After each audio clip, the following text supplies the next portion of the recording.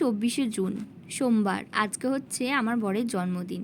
সকাল সকাল চান করে গাড়িকে নিয়ে আমরা বেরিয়ে পড়লাম। প্রত্যেক বছর ওর জন্মদিনের দিন সকালবেলা আমরা মন্দিরে যাই পুজো দিতে ওর নামে। এবছর আরেকটু স্পেশাল হচ্ছে, গাড়ি পুজো আছে আজকে, সেই জন্য প্রথমেই মালা নিয়ে নিয়েছি আর মিষ্টির দোকানে এসে মিষ্টিটাও কিনে নিয়েছি।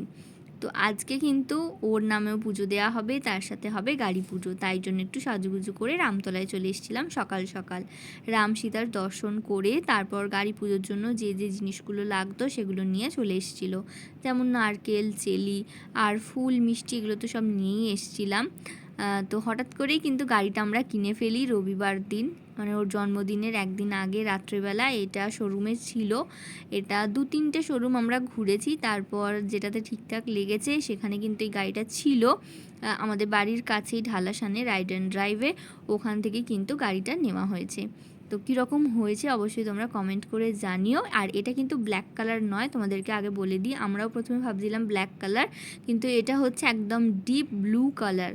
আর রাত্রেবেলা কালো মনে হয়, কিন্তু দিনের আলোতে এটা কিন্তু একদম ডিপ একটা নেভি ব্লু যে কালারটা, ওই ব্লুটা, তার সাথে একটা লেমন গ্রিন কালারের হাইলাইট করা হয়েছে।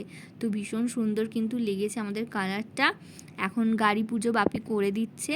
ও প্রথমেই নারকেল ফাটিয়ে নারকেলের জলটা গাড়ির 2 চাকায় দিতে হয়, ওখানে দিয়ে দিল। তারপর বাপি পুজো করে দেওয়ার পর মালা পরিয়ে দিল আর চেলিটা লাগিয়ে দিচ্ছে। আমরা যেহেতু সকাল সকাল চলে এসেছিলাম পুজো করানোর জন্য গাড়িটা, তারপর কিন্তু আমরা ভাবলাম যে একটুখানি ছবি তোলা হবে, ভিডিও তোলা হবে, সেই জন্য চলো একটুখানি গাড়িটা নিয়ে ঘুরে আসি। তো তারপর আমরা কিন্তু গাড়ি পুজোর পর এখান থেকে গেলাম স্টেডিয়ামে। আর স্টেডিয়ামে গিয়ে কিন্তু কিছু ফটো ভিডিও তুলে নিলাম। ওর যে আগের গাড়িটা ছিল, এই বছর 13 বছর কমপ্লিট হয়েছিল গাড়িটার।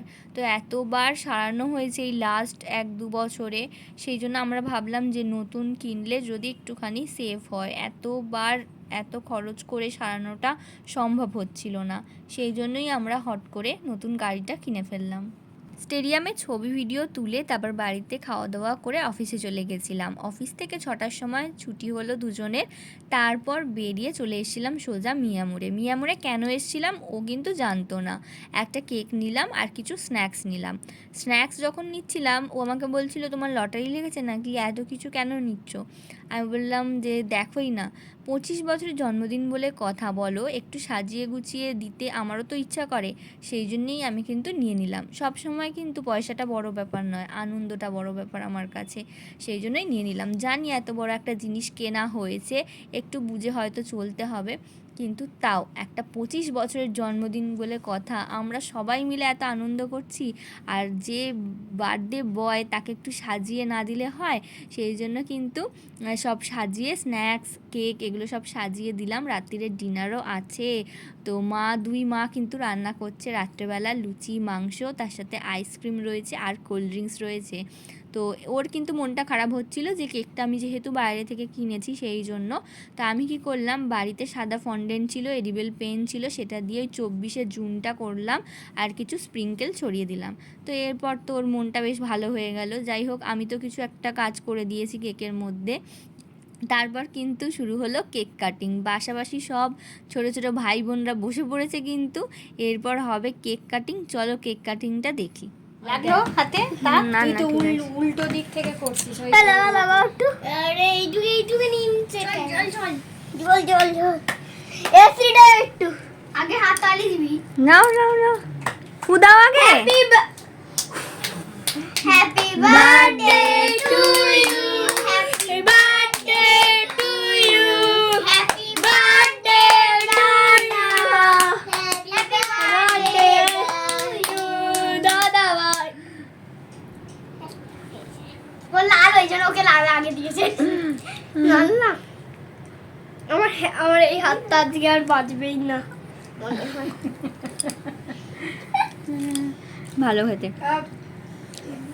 ওরা তিনজনে এত সুন্দর গান করলি, মনে হলো প্রার্থনা হলো।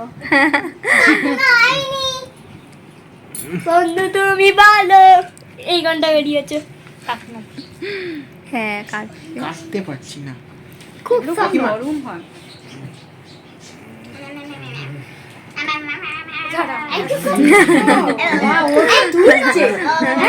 এর মধ্যেও আমার শরীরটা খারাপ হয়ে গেছিল। রবিবার রাত্রেবেলা মানে সন্ধেবেলা আমরা গাড়ি কিনলাম, রাত্রেবেলা 1টা থেকেই শরীরটা আমার আবার খারাপ হয়ে গেছে। আসলে ওর জন্মদিনের আগের দিন রামের কাছে ভোগ দেওয়া হয়েছিল, খিচুড়ি ভোগ পায়েস এইসব, তো সেটাই খাওয়া হয়েছিল দুপুরে। তার আগে মানে আমরা ব্লাড দিয়েছি, ফাস্টিং পিপি করিয়েছিলাম, সেই জন্য মানে দিয়ে এসেই খেয়েছিলাম চপ মুড়ি, তারপর আবার 1 ঘন্টা পরে ভাতটা খেয়ে নিয়েছিলাম, কারণ 2 ঘন্টা পরে ব্লাড দিতে হবে।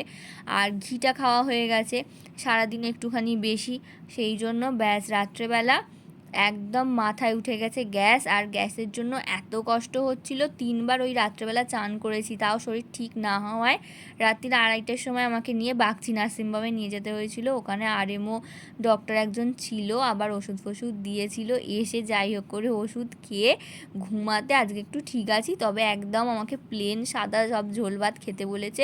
সাধারণত জলের জন্যও বলছে, জলের জন্যও হতে পারে, তো সেই জন্য আমি এইসব কিছু খাবো নাই ভেবেছিলাম, কিন্তু ওর পাল্লায় পড়ে লুচি আর মাংস অল্প করে খেয়েই নিয়েছি। আর 2 মা রান্না করেছে, না খেয়ে থাকতে পারি বলো? তো রাত্রেবেলা কিন্তু ছিল লুচি, মাংস, তার সাথে থামস আপ আর আইসক্রিম। তো পুরো জমে গেল জন্মদিন। তোমাদের আজকের ভিডিওটা কীরকম লাগলো অবশ্যই কিন্তু কমেন্ট করে জানিও। আর আমার চ্যানেলে যদি নতুন হয়ে থাকো অবশ্যই কিন্তু চ্যানেলটাকে সাবস্ক্রাইব করে দাও আরও নতুন নতুন অনেক ভিডিও দেখার জন্য। আশা করছি তোমাদের আজকের ভিডিওটা ভালো লেগেছে। আজকের মতো ভিডিওটা এখানেই শেষ করলাম, দেখা হচ্ছে নতুন কোনো ভিডিও নিয়ে। তো ততক্ষণ সবাই সুস্থ থেকো, ভালো থেকো, আনন্দে থেকো।